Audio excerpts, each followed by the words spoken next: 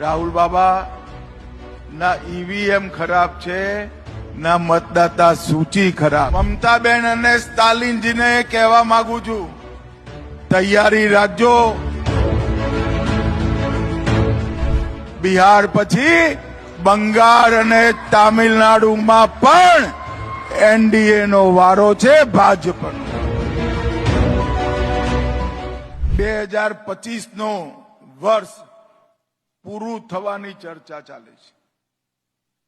2024ની લોકસભાની ચૂંટણી અને ત્યાંથી લઈ 25 સુધી ભારતીય જનતા પાર્ટી માટે આ સમય વિજય જ વિજયનો સમય રહ્યો. 2024ની લોકસભાની ચૂંટણીઓમાં સતત ત્રીજી વાર આપણા નેતા નરેન્દ્રભાઈ આ દેશના વડા